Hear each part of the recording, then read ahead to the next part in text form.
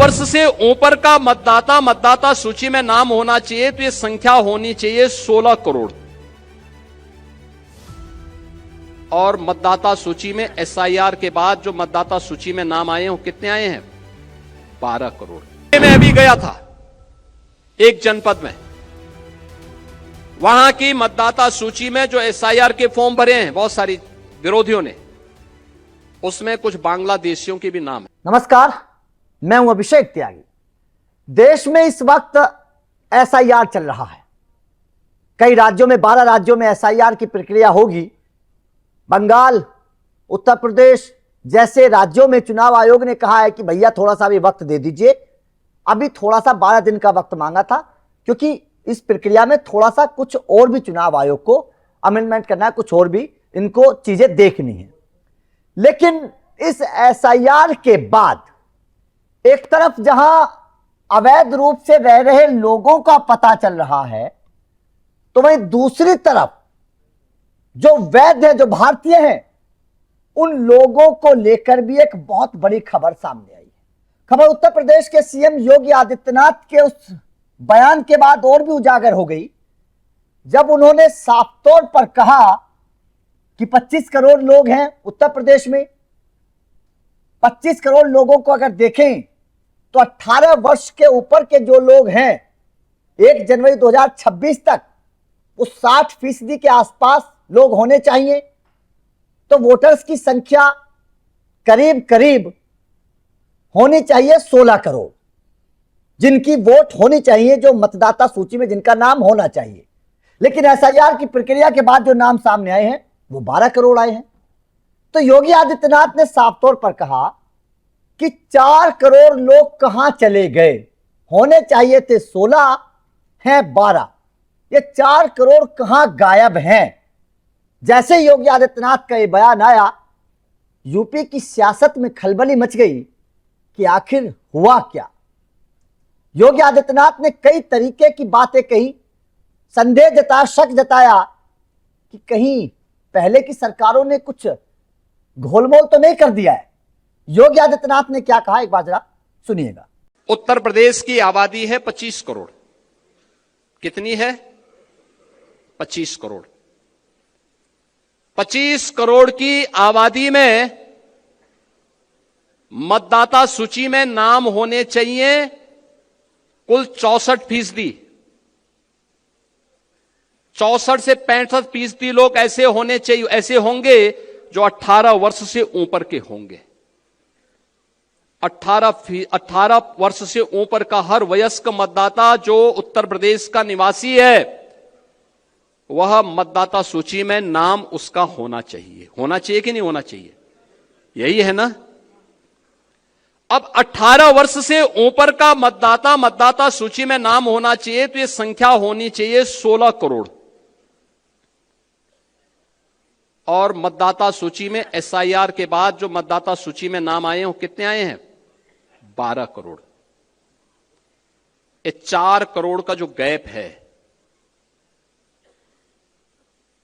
2025 की जो मतदाता सूची थी, जनवरी 2025 की, उसमें कुल नाम थे 15 करोड़ 44 लाख। कितने थे?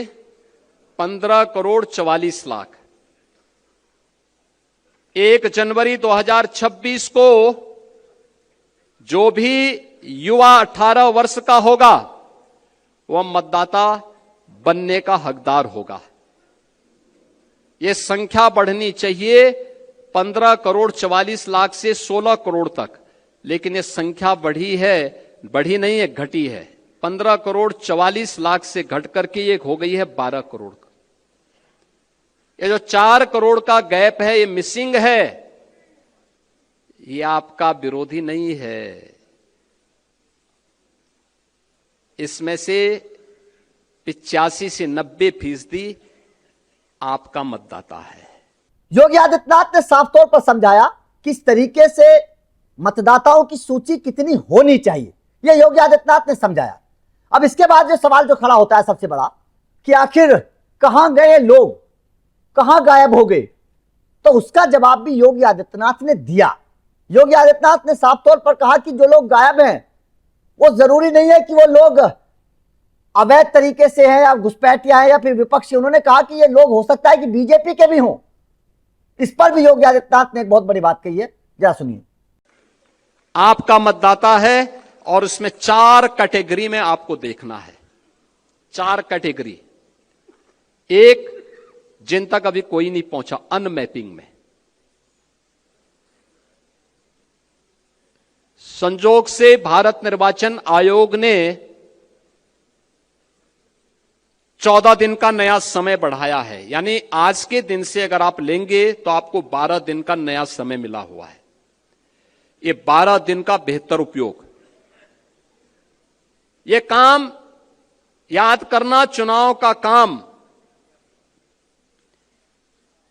चुनाव का परिणाम विधानसभा में, लोकसभा में आता है, लेकिन चुनाव लड़ा जाता है बूथ पे, जिसके लिए प्रधानमंत्री जी कहते हैं कि बूथ यानी मेरा बूथ सबसे,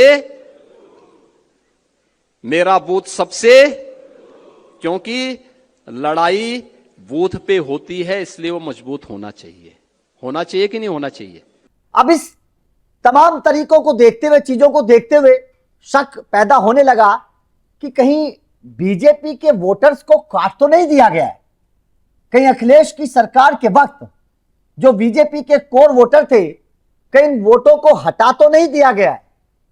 क्योंकि जो 4 लाख लोग गायब हुए हैं, वो साफ तौर पर योगी आदित्यनाथ के बयान से समझ आ रहा है कि हो सकता है कि वो लोग बीजेपी के हों, बीजेपी की वोट को कम करने की कोशिश की गई हो।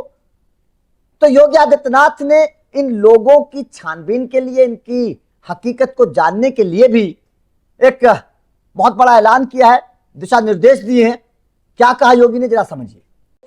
ये सभी लोग अपने बूथ की मतदाता सूची को एक साथ मिलकर के अवलोकन करें।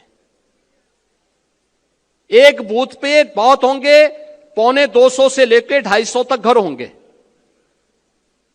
आसानी से वहां का कार्यकर्ता ये देख सकता है कि कौन छूटा है, कौन फर्जी है, कौन मृतक है, कौन शिफ्टेड है और कौन यहां से जा चुका है। ये सब कुछ जानकारी ले सकते हैं। 4 कॉलम आपको मिलेंगे इसमें, एक अनलैपिंग का, एक मृतक का, एक अनुपस्थित यानी एब्सेंट का और एक शिफ्टेड का। कौन कौन शिफ्ट हो चुका है, इसकी भी सूची होगी। उन नामों को अवलोकन कर लीजिए। तो योगी आदित्यनाथ के बयान से साफ तौर पर समझ आता है कि किस तरीके से पहले की सरकारों में जो वोट थे वो काटे जाते थे। अपने पक्ष के वोट रख लिए, अवैध घुसपैठियों को यूपी में घुसा दिया, उनकी वोट बनवा दी। वोट बनने के बाद उनको फायदा हो गया, लेकिन जब पता चला कि ये इंसान तो बीजेपी का है, उसकी वोट को कटवा दिया।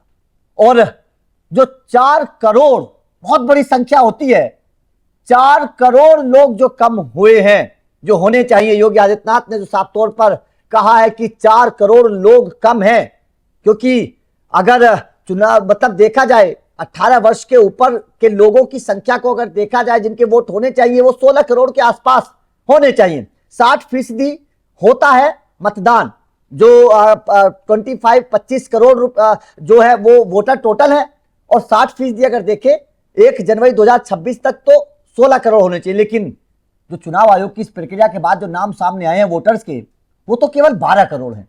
तो 4 करोड़ लोग कहां चले गए, ये वास्तव में सवाल खड़ा होता है। और योगी आदित्यनाथ ने इसी बात पर को ध्यान में रखते हुए जो संदेह जताया है कि ये बीजेपी के वोटर हो सकते हैं, इनकी छानबीन की जाए, घर घर जाकर दिशा निर्देश दिया अधिकारियों को कि घर घर जाकर पता किया जाए कि आखिर ये 4 करोड़ लोग कहां चले गए, इन वोटर्स की हकीकत क्या है। सवाल सबसे बड़ा यह भी खड़ा होता है कि अवैध लोगों को तो आप बसा रहे हो, अवैध लोगों को कि तो आप वोट बनवा रहे हो, लेकिन जो उत्तर प्रदेश के रहने वाले हैं, जो उत्तर प्रदेश के निवासी हैं, उनकी आप वोट कटवा रहे हो। यहां पर सवाल खड़ा होता है विपक्ष की मंशा पर, यहां पर सवाल खड़ा होता है विपक्ष की राजनीति पर कि आपने अवैध लोग जो बाहर के हैं, रोहिंग्या हैं, उनको तो बांग्लादेशी, उनको तो बसा दिया, उनकी वोट बनवा दी, लेकिन जो अपने हैं उनकी वोट क्यों कटवा दी? कहां गए वो 4 करोड़ लोग? कौन जवाब देगा? क्या अखिलेश यादव बताएंगे कि आखिर ये 4 करोड़ लोग कहां चले गए? तो जाहिर तौर पर यह बहुत बड़ा सवाल है। और अगर एसआईआर की प्रक्रिया ना होती तो शायद पता भी ना चलता कि किन किन लोगों की वोट कट गई हैं, किन किन लोगों की वोट गायब हैं और ये 4 करोड़ लोग कहां चले गए हैं। ये सवाल इस वक्त बहुत बड़ा है। योगी आदित्यनाथ के बयान के बाद ये सवाल खड़ा हो रहा है। तो आपका योगी के इस बयान पर क्या कहना है?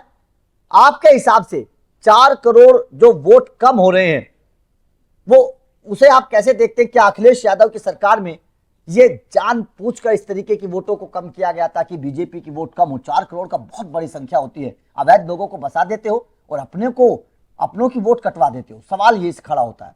तो कमेंट करके अपनी राय जरूर दीजिएगा।